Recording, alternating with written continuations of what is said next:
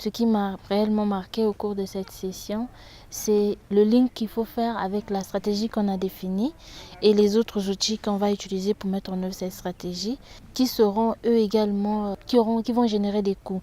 Et dans le cadre de la définition du plan d'investissement, les objectifs plus précis doivent être pris de la stratégie nationale et doivent être évalués financièrement pour mettre en œuvre de façon concrète. Donc ce que je retiens, c'est que dans ce processus de planification, il faudrait garder en vue les autres outils qui se mettent en place et avoir une vision globale et surtout évolutive. Par rapport aux échanges qui ont eu lieu au cours de cette session, ce que je peux retenir, il y a un cas que nous auquel on a fait face, c'est la prise en compte de la question des mines. Au départ, on avait omis dans la stratégie nationale prendre en compte la question des mines, mais après on s'est rattrapé, on l'a intégré, mais pas de façon approfondie. Mais dans l'échange d'expérience, il est ressorti qu'au niveau du plan d'investissement, on peut approfondir certaines questions qu'on a peut-être pas beaucoup décryptées dans la stratégie nationale et mieux le présenter au niveau du plan d'investissement. Et comme nous sommes au stade de la mise en place de notre plan d'investissement, ce serait intéressant de garder cette vision-là pour qu'on essaie de mieux structurer nos objectifs et bien définir la planification, en rattrapant ce qu'on n'a pas pu bien voir dans la phase de préparation.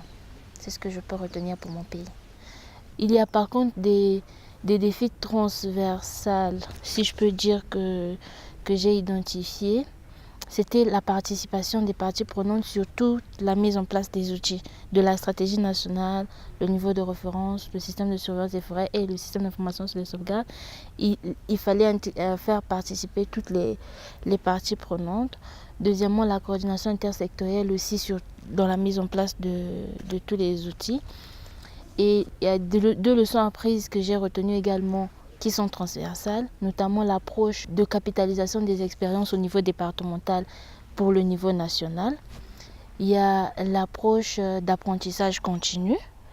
Sur le pilier système d'information sur les sauvegardes, il est ressorti des échanges qu'il n'y avait pas encore beaucoup de pays qui ont mené jusqu'au bout le processus de mise en place du système d'information sur les sauvegardes, mais qui avaient déjà des débuts de la mise en place qui se sont appuyés sur les systèmes existants, mais qu'il était nécessaire d'intégrer la notion d'évaluation des coûts de mise en œuvre du système pour garantir la réussite dans la mise en œuvre de la RED+, et que ce système devait être relié aussi au système MRV, au système de surveillance des forêts, et que tout devait être pris de façon globale.